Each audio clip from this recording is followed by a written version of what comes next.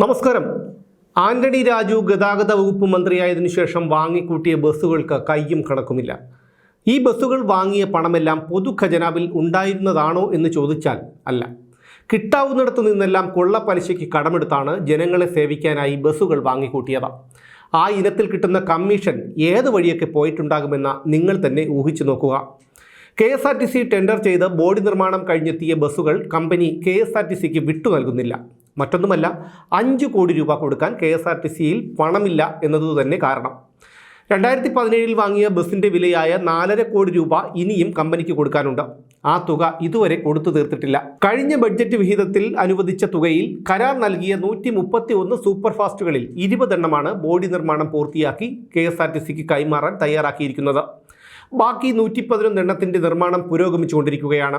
ഒരു ബസ്സിന് 38.5 ലക്ഷം രൂപയാണ് വില.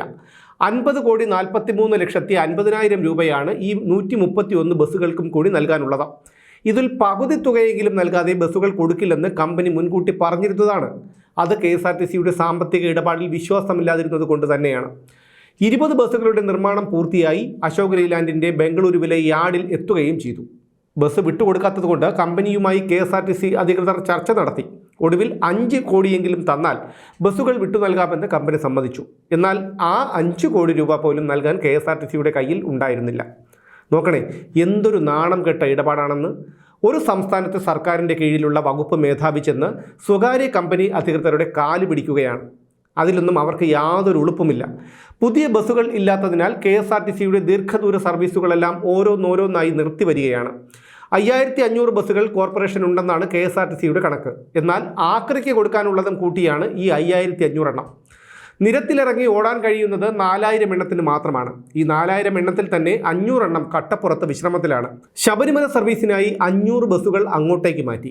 ഇതോടെ പൊതുജനങ്ങളുടെ യാത്രാക്ലേശം രൂക്ഷമായി. എല്ലാവർക്കും കിയ കാർണിവലും ഇന്നോവ ക്രിസ്റ്റയും ഒക്കെ വാങ്ങാനുള്ള പാങ്ങുണ്ടാകില്ലല്ലോ. പുതിയ 350 ബസ്സുകളെങ്കിലും കൂടി വാങ്ങിയാൽ മാത്രമേ KSRTCക്ക് മതിയായ രീതിയിൽ സർവീസ് നടത്താൻ കഴിയൂ.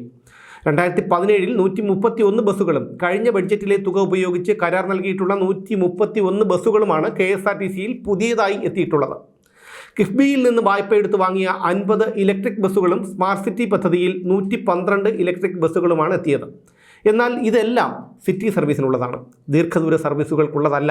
അങ്ങനെ കേരളത്തിലെ സാധാരണക്കാരുടെ ആശ്രയമായ പൊതുഗതാഗത സംവിധാനത്തിനും ചരമഗീതം ഒരുങ്ങിക്കഴിഞ്ഞിരിക്കുകയാണ്. KSRTCയിൽ ശമ്പളവും പെൻഷനും പോലും കൊടുക്കാൻ നിർവാഹമില്ലാത്ത സ്ഥിതിയാണിപ്പോൾ.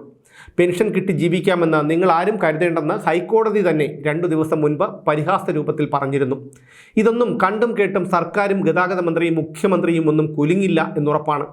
കിറ്റ് വാങ്ങി നക്കിയിട്ട് വീണ്ടും വോട്ട് കുത്തി ജയിപ്പിച്ചു വിട്ടതല്ലേ, അപ്പോൾ പിന്നെ കുറച്ചുകൂടി അനുഭവിക്കാനുണ്ട്.